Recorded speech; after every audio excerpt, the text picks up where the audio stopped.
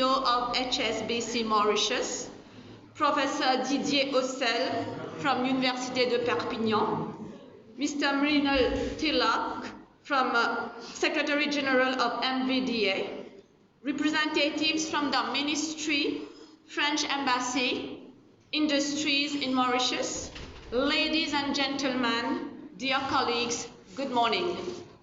It is an honor and a pleasure to welcome you all today. We appreciate you taking time off of your busy schedule to join us. Together we will discover the innovative project of a team of UDM researchers led by Dr. Lacheman and Professor Ossel on the green charging of electric vehicles. To formally welcome us, let us lend our ears to the Director General of Université Mascareignes, Dr. Somana. Thank you. Chers distingués invités, je n'ai pas tous les noms devant moi. Et pour moi, vous êtes tous des distingués invités. Mais je mentionne les quelques noms qui sont devant moi. Miss Bonnie Chu, CEO of HSBC Mauritius. Mon cher ami, professeur Didier Ossel, de l'Université de Perpignan. Monsieur Mrinal Tilak, Secretary General Motor Vehicle Dealers Association. Et à tous les invités en vos grades et qualités. Bienvenue à l'Université de Mascareignes. Bienvenue aussi à tout le personnel de l'Université de Mascareignes, le personnel enseignant-chercheur et même le personnel non enseignant-chercheur. Avant de continuer, je ne suis pas quelqu'un qui suit les protocoles, vous allez m'excuser pour ça. Et je félicite au départ même Dr. Lacheman et professeur Didier Ossel d'avoir collaboré depuis assez longtemps sur ce projet qui est devenu une réalité. J'ai oublié de welcome aussi l'ambassade de France et tous les noms que j'ai pu omis sur mon papier. Mes amis dans le conseil d'administration de l'Université de Mascareignes me blâment toujours de ne pas faire assez de publicité pour notre université. Je vous demande une minute de patience pour élaborer brièvement qu'est-ce que c'est que l'Université de Mascareignes. C'est une université publique qu'on considère comme francophone à cause de notre association avec l'Université de Limoges en France. On offre des cours en codiplomation, que ce soit pour les licences ou les masters. C'est-à-dire que tous les étudiants après leurs études ont deux certificats, Université des Mascareignes et Université de Limoges. Quelques-unes de nos spécificités, c'est l'insertion professionnelle, c'est aussi l'employabilité, où, d'après les récents Partial Tracer Studies, c'est presque 100%. Nous sommes aussi dans une philosophie d'innovation en termes pédagogiques et de recherche. Et la recherche, presque tous les anciens chercheurs de l'UDM font de la recherche qui sont liés avec le développement socio-économique du pays. Nous avons démarré des masters qui ont démarré pour la première fois à Maurice. Et l'autre spécificité, c'est le bilinguisme. Don't worry, Miss Chu, I won't continue in French, I know. So I started in French because we are a bilingual university. And rest assured, the remaining part of my speech will be in English. The transport sector accounts for around 1/5 of global emissions, and road travel accounts for nearly 3/4 of that amount, with a majority of these emissions coming from passenger vehicles, cars, and buses. Although electric vehicles are one of the most promising technologies for reducing emissions in global transportation, we are aware that the benefits they bring will depend on the provenance of the power they run on. Today, although we wish to increase the number of electric vehicles in Mauritius, it seems that too few EVs are powered by renewable energy. For them to be a truly green option, this has to change. With the incentives that are being given by the government and the number of EVs that are projected to come online in the coming years, it is crucial that will be proactive and that both users and utilities find a way to charge them with renewable energy sources. EVs might be the key to linking the renewable power and low carbon transport sectors. So this project, which we are going to inaugurate today, falls well within the philosophy, mission and vision of this university. And one part of this philosophy has been quantified in the creation of a smart and sustainable campus, the first one in the Indian Ocean, which is a project which has already started, which involves a lot of renewable energies. Climate change knows no borders and its impacts spare no country. Climate change is affecting our homes, our communities, our way of life, and we need to tackle the problem head-on. As we all know, given our insularity, Mauritius is even more sensitive to climate change, as are the other islands in the region, and adaptation is a question of survival. A key aspect in the fight against climate change, which we unfortunately tend to neglect too often, is a pressing need to rally individuals. Indeed, I believe that public universities have a key role to play in order to achieve sustainable development. Awareness raising for all audiences and ensure that research outcomes reach the public in general is fundamental. In one of my previous lives, still in this life, I was a professor of physics and astrophysics at the University of Mauritius. And I tried something, but I was just a simple professor at that time. In coming up with the idea, initially we called it a triple helix model. Now it has been extended to a quintuple helix model. So the triple helix model becomes more relevant today with all the crises which the world is facing. So the triple helix model means more collaboration between government, private sector, and universities. So I'm very glad today this is a starting point of the triple helix model. And the remaining two parts of the helices are the media, the public, the fourth one, and the fifth one is anything related to climate change and environmental issues. So today since I'm here since 2016, it's one of my happiest days. Because something which I tried for 30 years where I failed, today I see the starting point of this quintuple helix model, which I hope all sectors in the private sector, parastatal, and public will adopt from now on by giving the right example. The Université Mascareignes is setting up a living laboratory through the Smart and Sustainable Campus project. Through this project, we would wish that the campus be used as an incubator for fostering emerging innovative technologies. And in that sense, we've just created a new department in the Faculty of Engineering.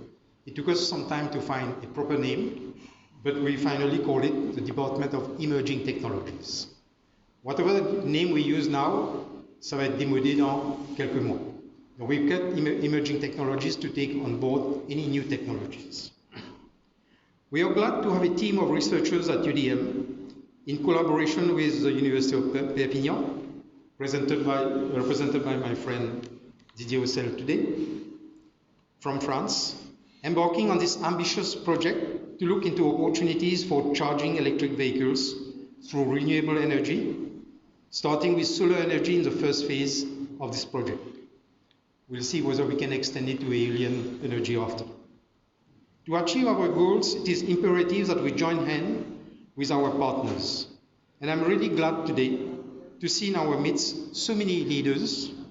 Unfortunately, I don't know all of you personally and your names, but hopefully we'll come to know each other after, from the private and public sector.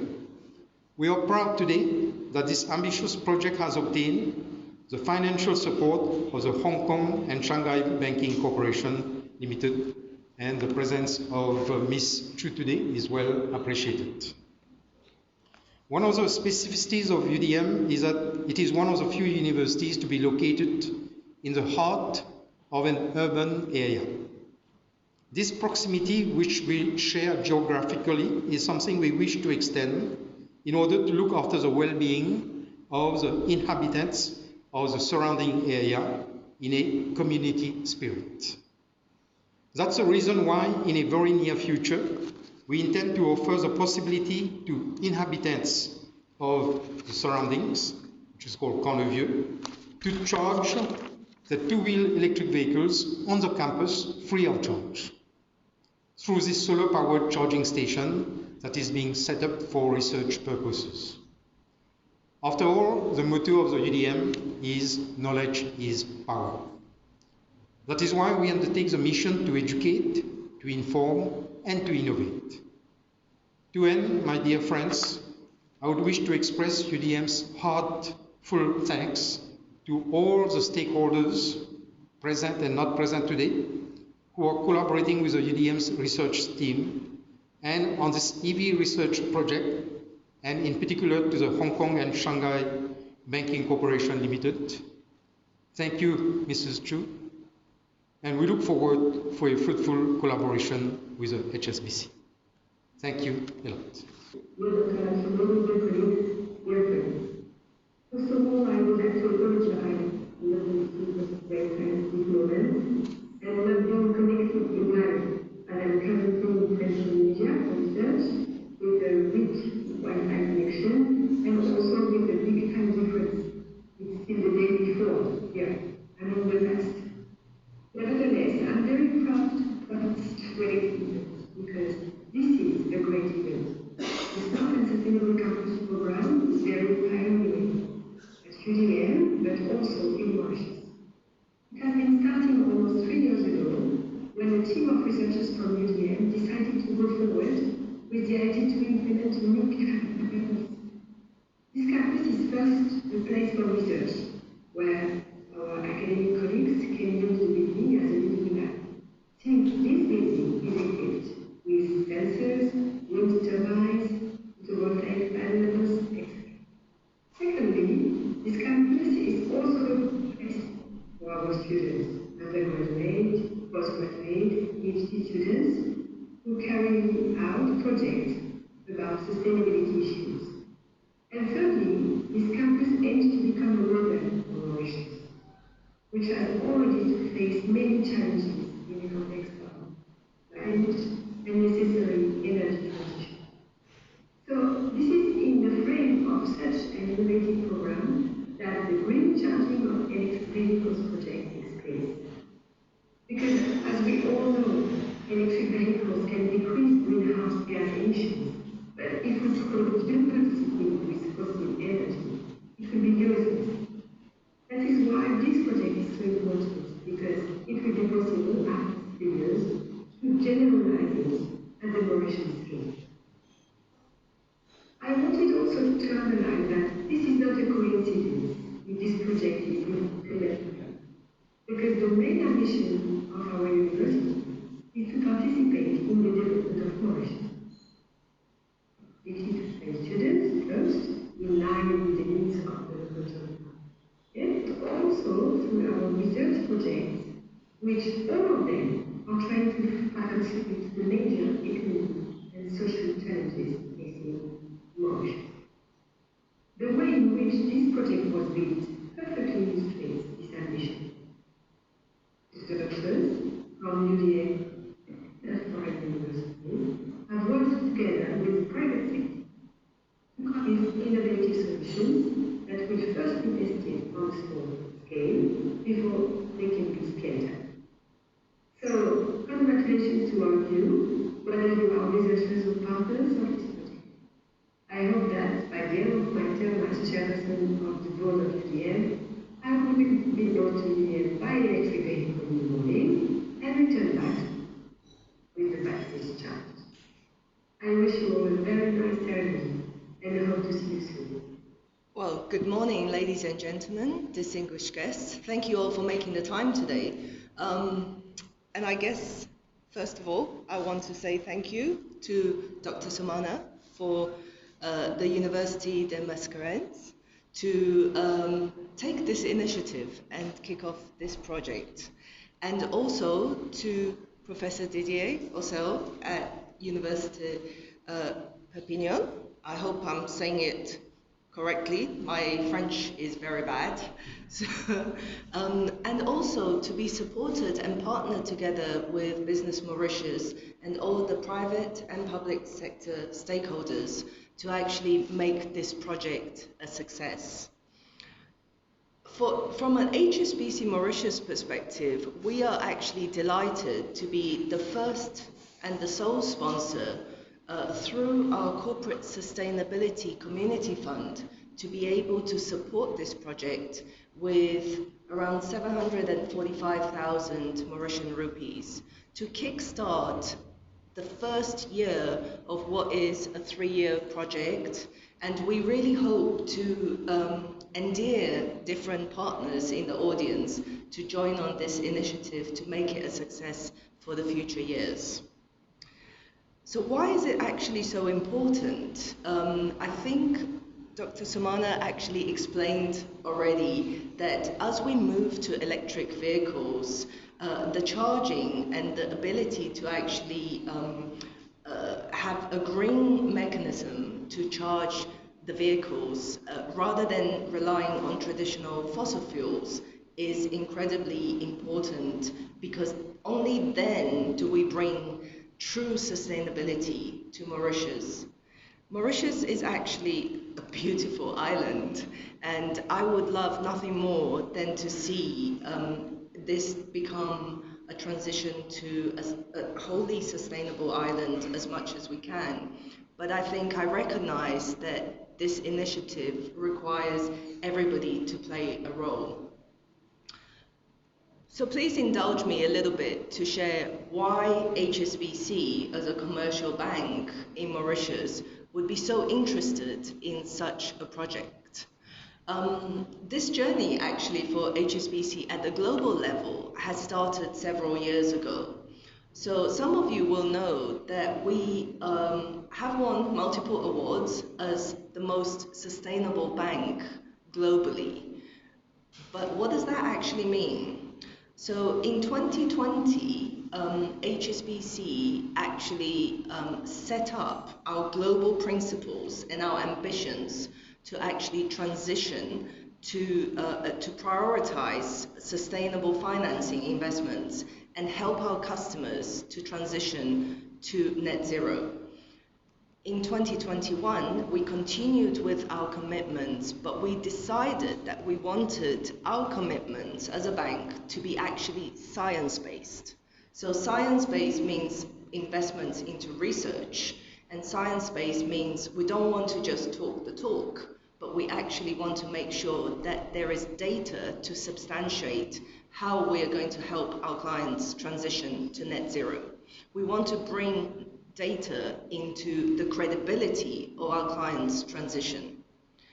In 2021, we set ourselves short and medium-term goals around this transition, and this was very rapidly followed by, at the beginning of this year, in 2022, specific policies about HSBC moving away from coal, and specific policies that are coming down the line around oil and gas.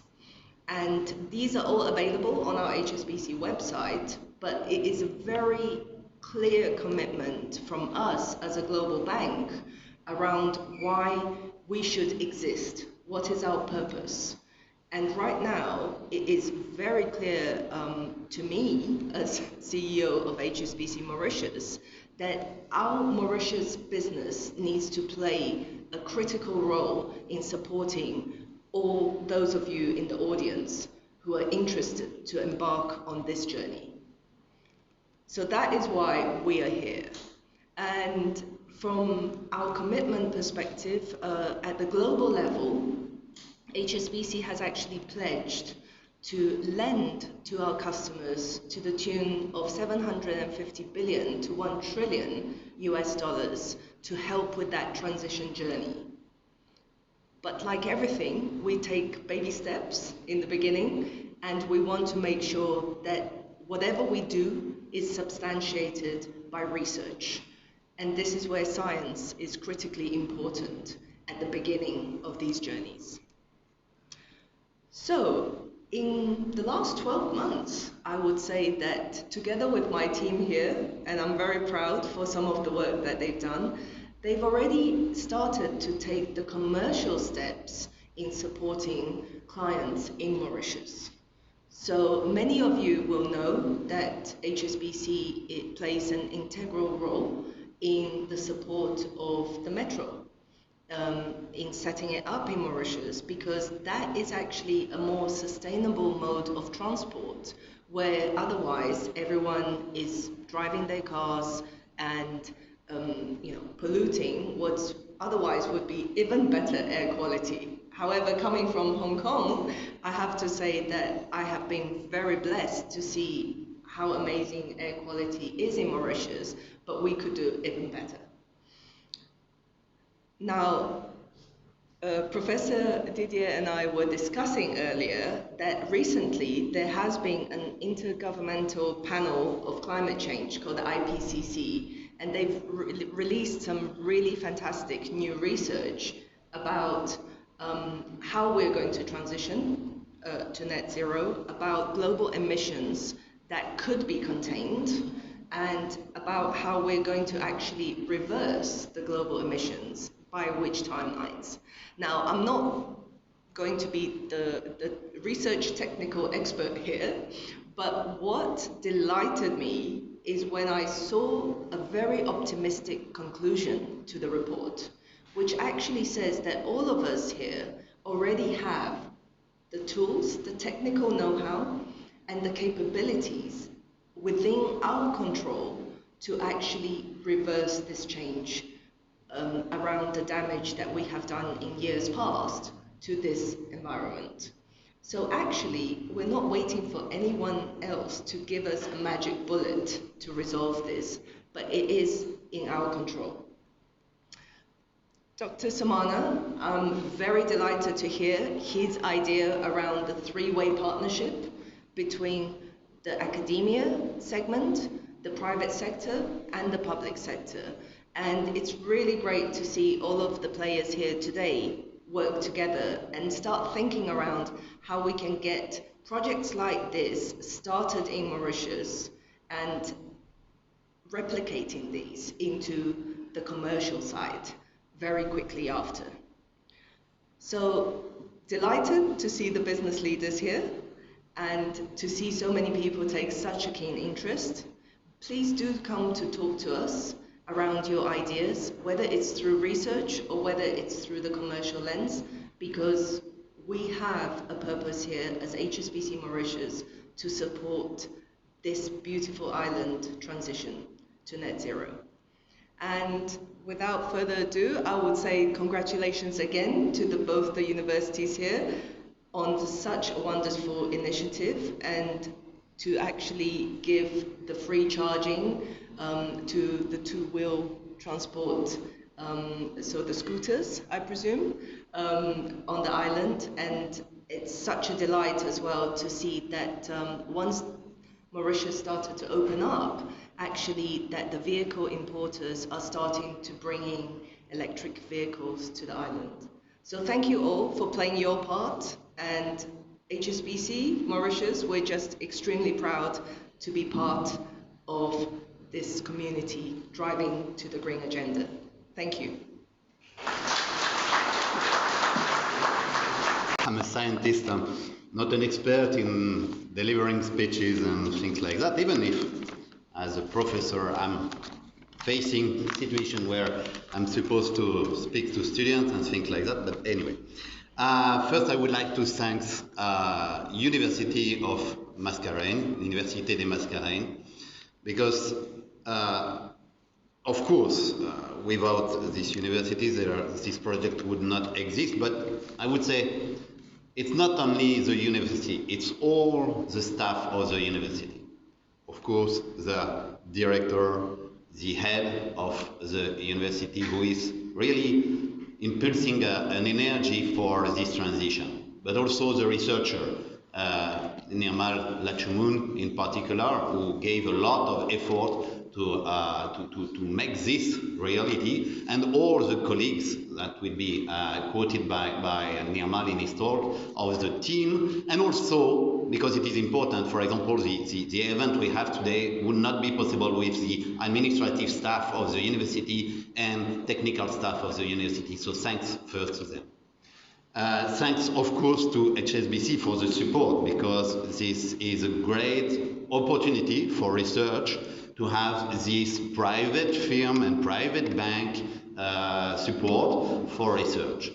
That could appear as at least for the European who has the habit to have state, government grants, to have a private grant directly, but things are changing a lot.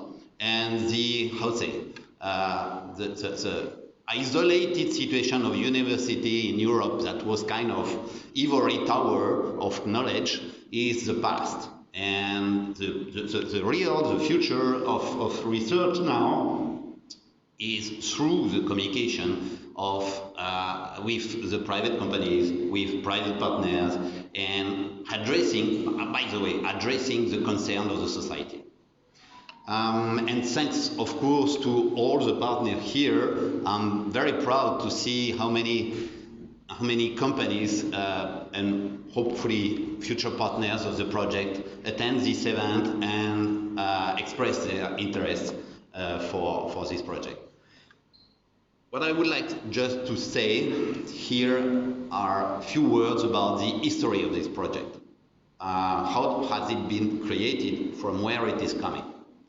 So I remember with emotion my first participation, thanks to Michael Apaya from Business Mauritius, inviting me to the Club des Entrepreneurs de la Transition Énergétique. And I presented some part of my research. I work with EDF, Électricité de France for many years now. Oh, I forgot to say that I'm from University of Perpignan, south of France, and in a CNRS lab, fully dedicated to solar energy, the biggest of Europe, you have to know it.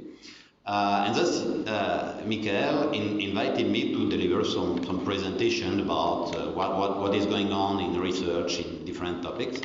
And that has been really an enormous opportunity to meet people, in particular Jan, but also Mr. Singh and other people from private companies, and to start exchanging on the possibility of collaboration. At that time, we were not knowing exactly what it was, what was the meaning of that, but that's it.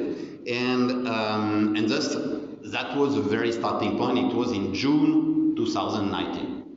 Then in December 2019 again, I came back and I was invited again in the club, and we went further in the discussion, and in particular with Jan, who detected some opportunity to make a link between research, what Mrs. Chu insisted on, that is this connection between research and the fact that the transition from the banks or from the HSBC point of view has to be supported by research. So that was the red line, we can say.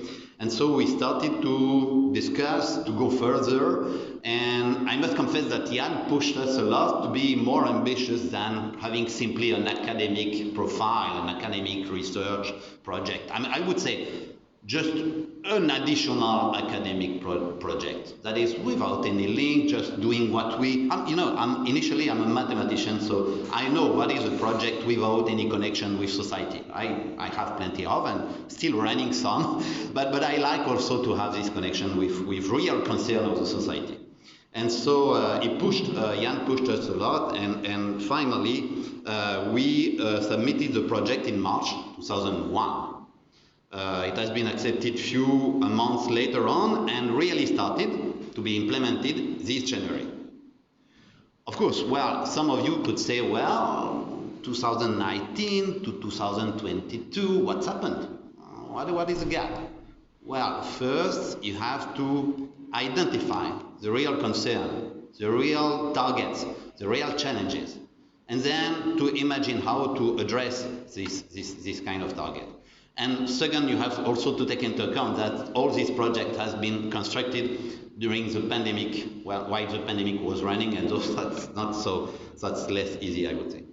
So as I said, the idea was not to build another academic project, but we really wanted to address challenges of ecological transition, and in particular energy transition in Mauritius. So just to summarize, you will have some very precise, or more precise presentation by Nirmal in a few minutes. Just to say some word about our aim are essentially to foster a culture of sustainable mobility in Mauritius. That's okay. That's kind of not direct research, but it is a very important thing at the scale of Mauritius to our understanding. And also to assess the economic and technological feasibility of green charging and battery swapping for EV in the island, in an island context, and more precisely in Mauritius.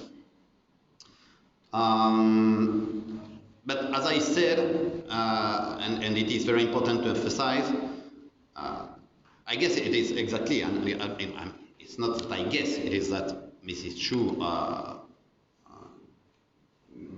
brought this to the fore very precisely, and it is also a concern of Business Mauritius. We really want this project to be together with private partners. That is meaningful. Why? Because it's not, we don't want again to address theoretical research. We want to address practical concern, practical implication of our research. And thus, again, I'm very happy to see also the company here being present, expressing their interest in this, and hope that they will be all, or at least some, partner of the project, really involved into it, really working with us, and spreading the solution we will find to the community and to Mauritius Island. And Professor Sumana said, knowledge is power. I would make a joke and say, here in this case, knowledge will be green power. Good morning, ladies and gentlemen. I've been asked to say a few words about this project from the industry I represent point of view. To begin with, we have no choice but to go electric in the future. It is about saving the planet to begin with, and we have witnessed in recent weeks the climate change in Mauritius with heavy rainfall, floods, and their consequences on the island. It's upon us now. As far as I am concerned, our interest here is transport and mobility. Electric vehicles, you might want to know, were first introduced in Mauritius in 2012. It was from a Japanese maker, and it was early days. The range of a vehicle was only 150 kilometers. That's when the battery is new, because it deteriorates as time goes by. So it was a bit of a put-off for the clients, because only 150 kilometers, you don't go very far in Mauritius. And the price in 2012 was 2 million rupees. So it didn't do well. But we'd like to think it was a pioneering vehicle, and the importer started something new. Since then, from 2012, only 2 units were sold, and as at January this year, there are 335 pure electric vehicles on our road. Government have given incentives for these vehicles by reducing duty a few years ago. Even the road tax is lower. But for us, to introduce these vehicles in Mauritius is not a matter of ordering like we order cereals or whatever. We have to have infrastructure for these vehicles here, the personnel to service this vehicle. They are not 12-volt vehicles like internal combustion engines, but 400 volt. So only a trained technician can handle the service of these vehicles. And if we don't have this trained personnel, we don't get the car. It's as simple as that. So it's one of the challenges. We have to invest in parts and everything. And because of this, and because it's still early days for us, the constraints are a lot. We have to put in place a lot of infrastructure, marketing tools for these vehicles here. We have stalled in our business plan to introduce further models in Mauritius because of COVID-19.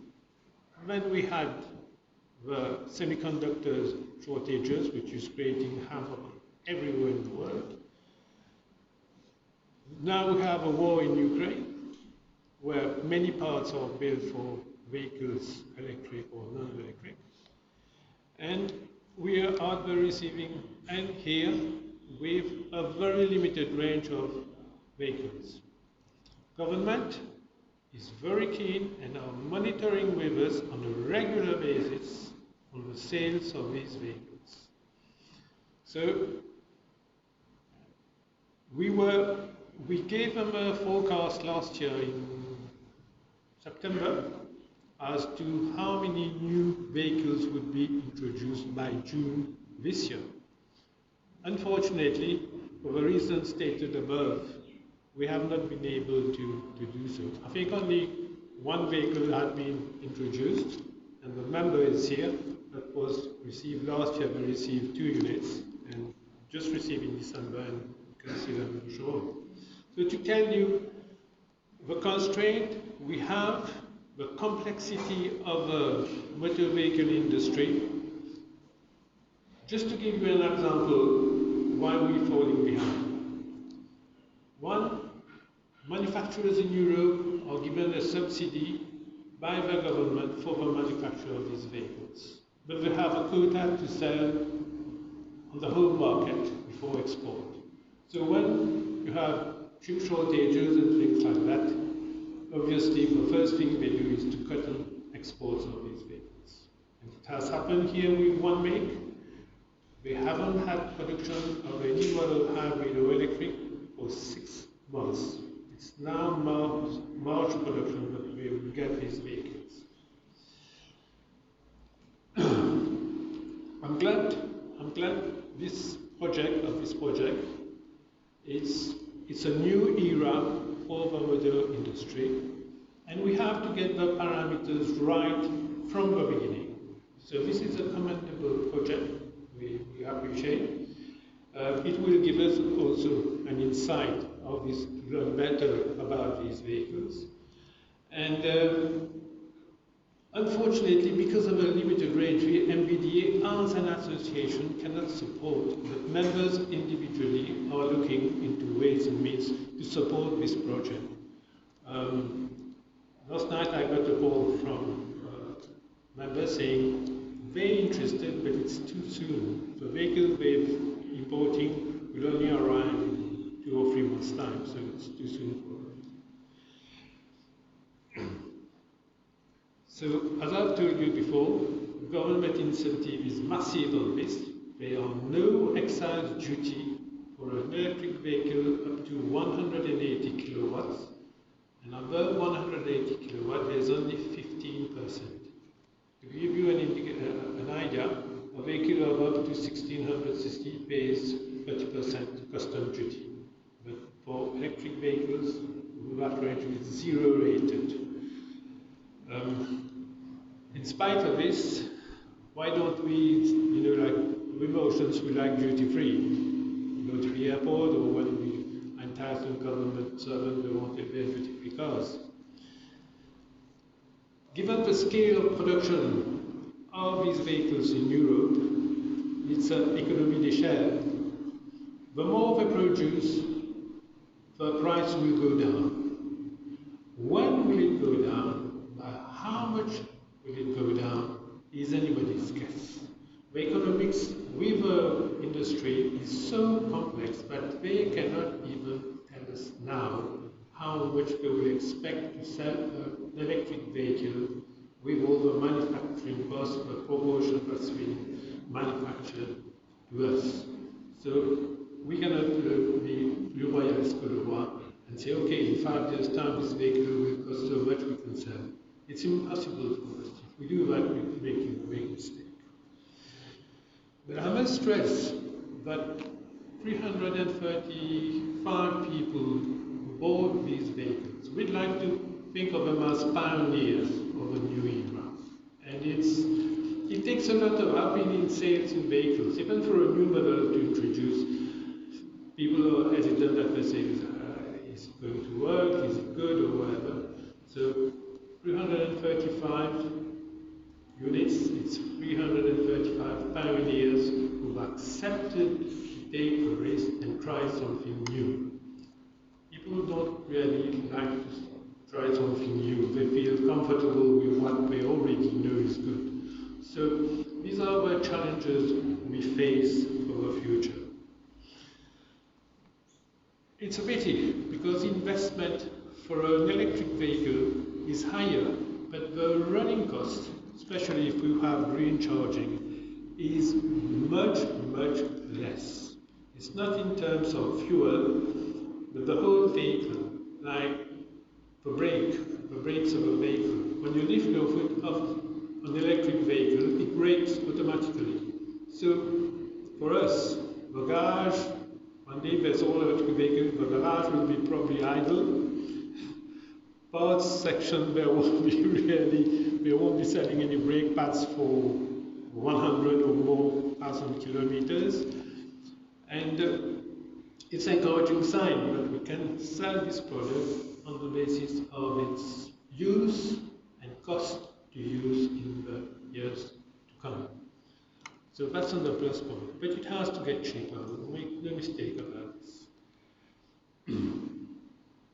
Because we know this country is a price-driven market. And everything is geared towards what's the best deal, what's the best price we can get.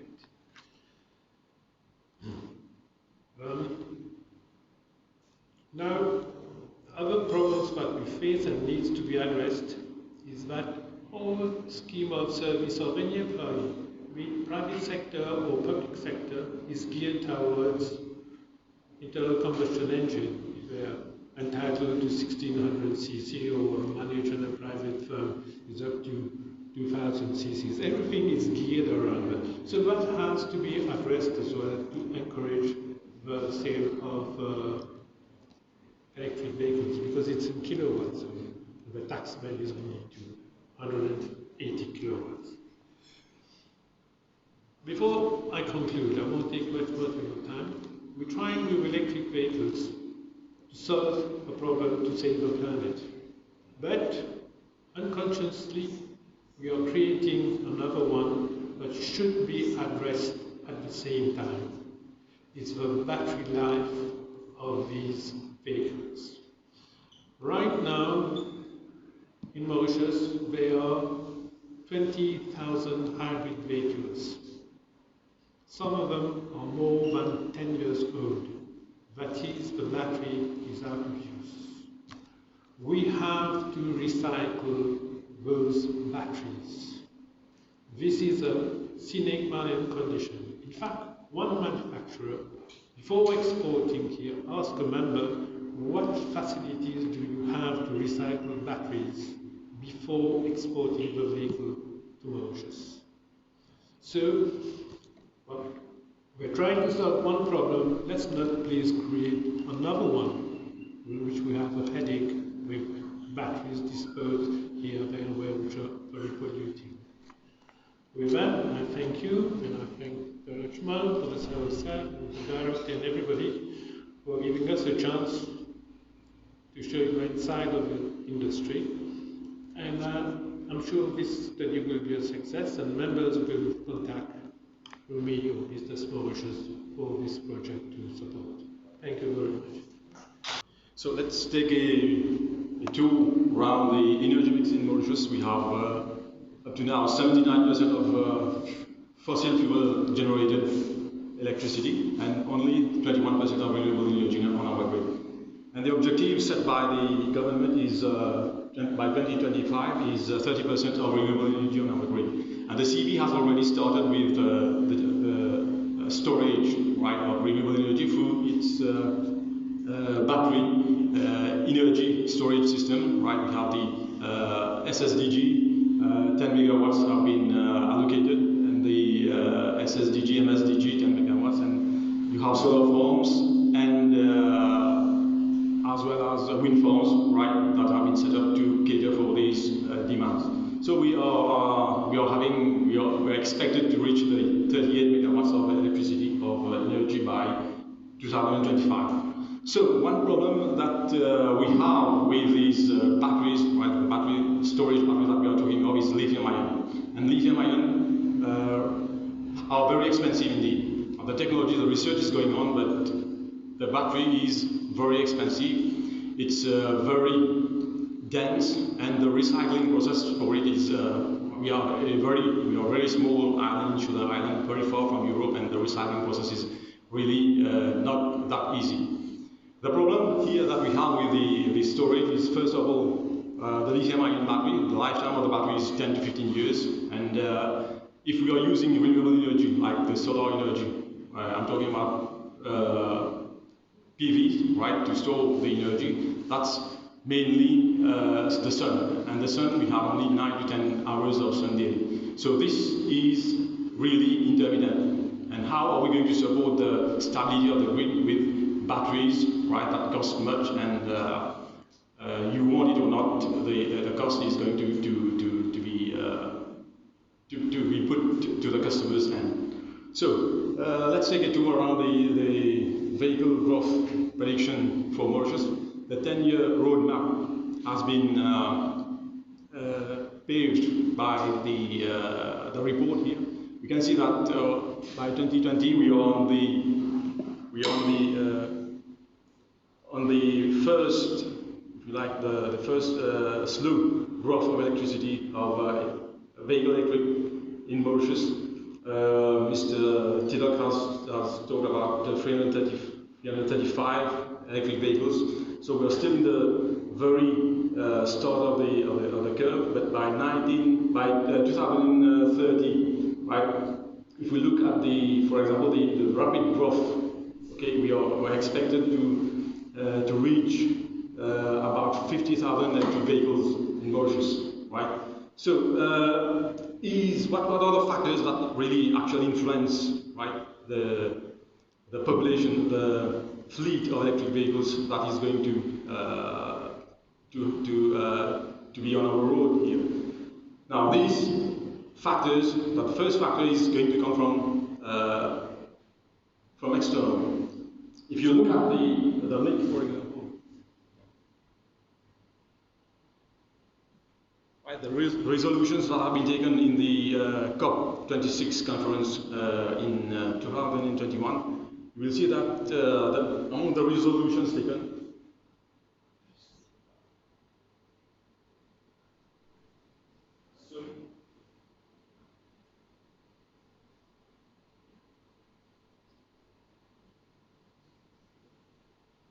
right, there is something where it is, right,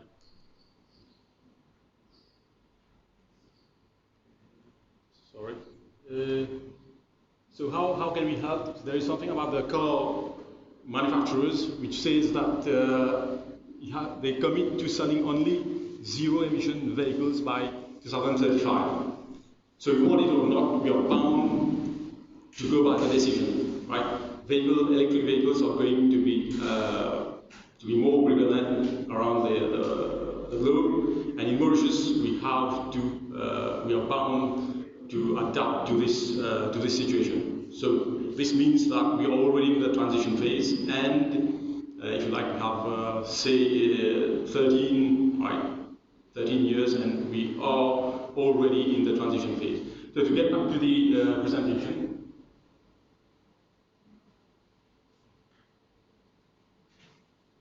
I would say that the profile, like the load profile of Mauritius is like that, but if the fleet of electric vehicles around the island increases, so how are we going to cater for that?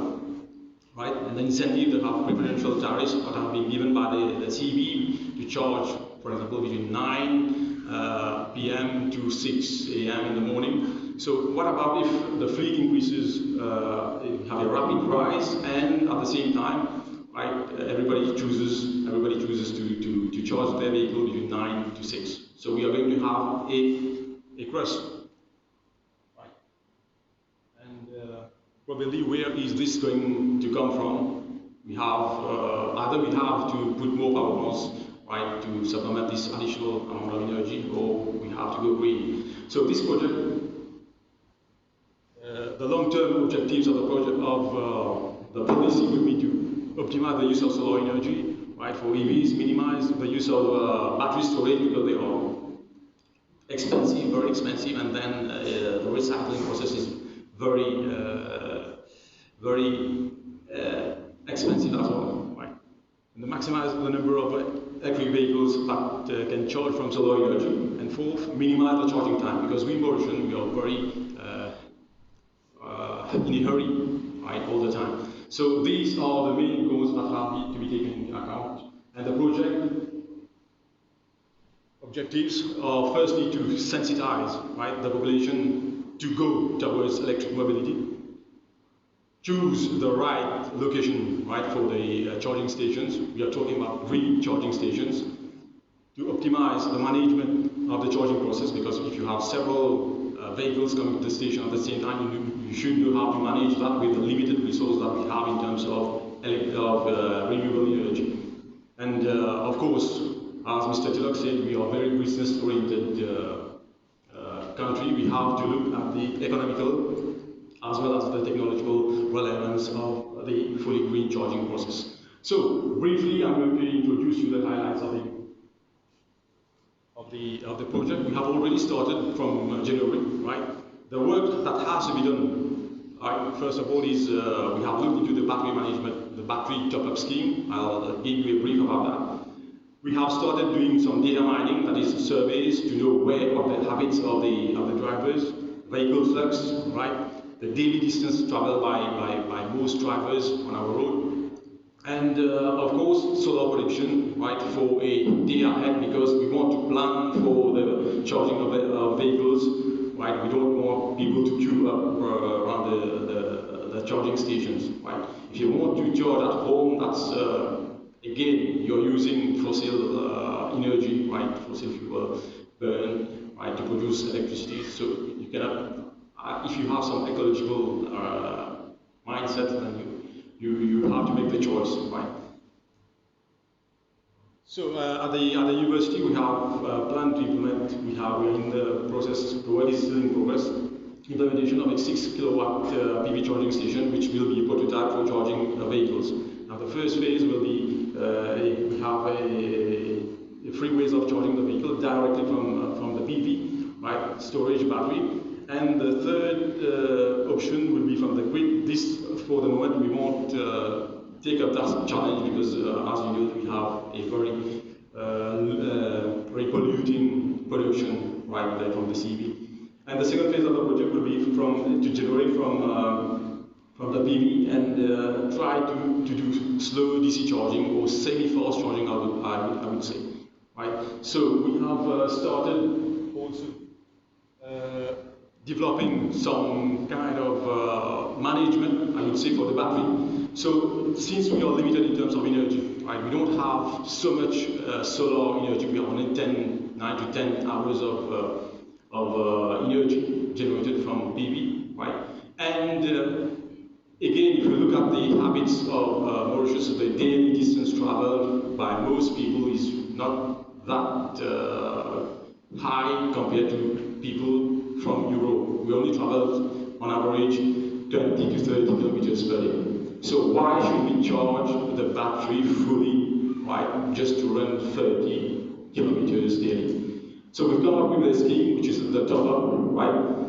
For this top-up for the lithium-ion batteries, it has been, right, research has been demonstrated, and we will carry out again, not to confirm the results, but to put it in the local context. For example, how does temperature, humidity, right, the environment really affects the battery? Because it has been proved. If you look at the graph, for instance, this is the state of charge, right, of the battery lithium, and you can see that from the lowest graph, okay.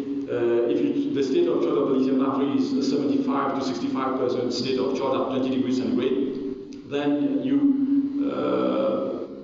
75 to 60, the number of it is 100. The first graph is 100 to 25% state of charge of lithium-ion batteries, right, at 20 degrees centigrade. We have only about 4,500 cycles, right, which means that the lifetime of the battery is very limited when you do a full charge, 100%. But if you look at the first graph, you see that from 75 to 65% of state of charge at 20 degrees centigrade, then you have a lifetime which rises up to 9,000 cycles.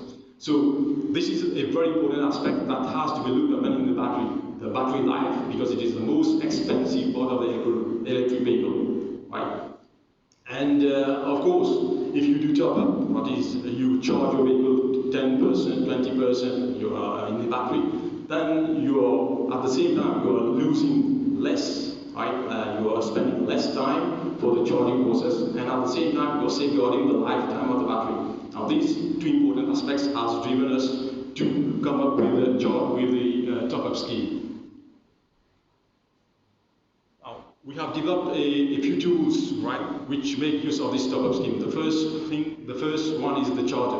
Right, this charter is going to help customers to manage, if you like, the charging process, and to know, right, how they can actually do their charging and put all the bad thinkings that they had about the electric vehicles. Now, the first thing we have tried we'll be trying to do is to set up a charter. The charter will consist of the top-up scheme, of course. So we are talking about a reference of keeping a reserve of 50% in the battery and topping up by 10%, 20%, 30% according to the daily distance covered by the drivers, right? So you don't charge your battery fully, right? You just top it above 50%. Now, why 50%? So studies have said that 50% is the optimal working state of charge of battery, but here in the context of Mauritius, we're going to look into that, right? Is it really 50% for Mauritius or below 50%, say 40%? Right? We are going to investigate this aspect in our lab, right? Because don't forget there is a memory effect which is associated with the battery, right? With lithium-ion batteries that needs to be taken care of. So this is a tool which needs to be developed with the Car Dealers Association. So we're going to draw this charter for them, and it will be a tool that can be used to promote electric vehicle in Mauritius. So, and another tool that we've developed for customers is the comparator, the online comparator that we have on the UDM side. Now, this tool.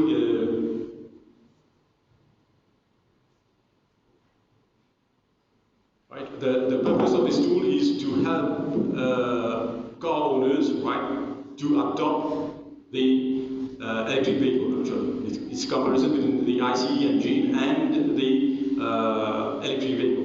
Now, the comparator actually something like that. So you just select the type of vehicle you have there. I'll rapidly put some data in there. Right. A car, for instance, the type of energy used, gasoline, the power state, we are taking let's say, take the energy, since we have energy today, right? The power for 2000 cc is about 134, right? 134 HP, okay? Right, 134. Consumption about 6 or 7 liters, I would say. Distance covered 45 kilometers. Right. The duration, right? Let's say I take 60 minutes. 60 minutes for covering this distance. So after calculating, so the internal, right, is presented with an equivalent, right, electric vehicle that is available. Not for the moment, it's not available. All the models are not available on the market. So we need the help of car dealers, right, in order to, if you like, feed this page. It's the work which is in progress. This is actually the table of comparison, right? If you look at this table, the main features of the comparison. So in terms of CO2 emission, right? For the ICE engine, it's 1.9 tons, right? We are talking of tons, right? And for the electric vehicle, it's 0. It's at source, not in the production chain. That's why we've put an asterisk there. And the return on investment, if you like, because we are consuming fuel, right, at a price of 61.3 rupees liters of petrol compared to only 5.45 kilowatts per unit of electricity for a family using up to 100 units monthly. So you have a saving of 38,748 rupees annually. So this is the economic aspect, right? When we compare the electric vehicle, right, which is a very good incentive for people, and on the other side, the ecological aspect where we have zero emission. Now, this is just a tool that we want to share, right, with the public in general.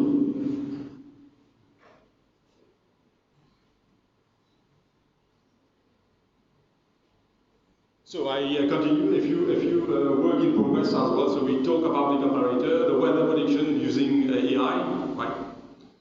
I'll just finish with one more, right? The prediction using AI, because we have to plan one day ahead, right? And we are using we are doing a public survey, which is available on the site of UNIM, right? You can just click on the link. So there are a few intermediate results we have, which have fallen, namely on the choice of electric vehicles in Mauritius, right? So the main barriers that people actually fear, right? The main barriers that are here for.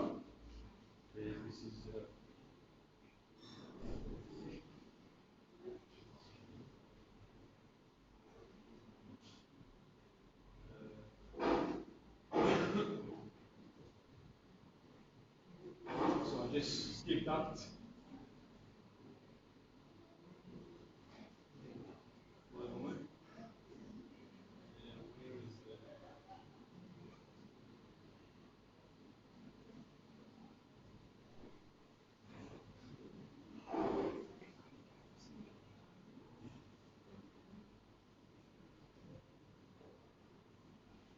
Right, and just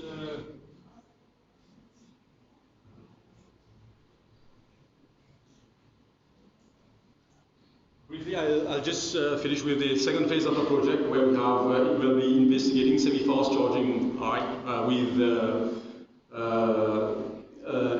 DC charger, right? And then we have the concept of mini or microgrid that we are going to set forth, because people are now going to use their roof, like the roof of shopping malls, the roof of residence, the roof of you have houses, right? We are going to group all that and form some kind of mini grid for the charging of electric vehicles. Right? We also have a grid option when the fleet increases to some extent. Now the two-wheelers, we have also we've also put some kind of work on the two-wheelers. We are going to develop, standardize the battery, right? The battery for two-wheelers, and then develop a battery swapping machine. Now this is something which is very interesting idea, and we're going to put some AI in order to develop something which is more sophisticated and more secure than that exists in reality. So charging boot for people who want to charge, right, at UDM also. Okay. Finally, before I end, I would like to thank all the team members. You have Jason Suben, you have Diraj, Rajat Goli, Yogesh, and of course Professor Ozel from University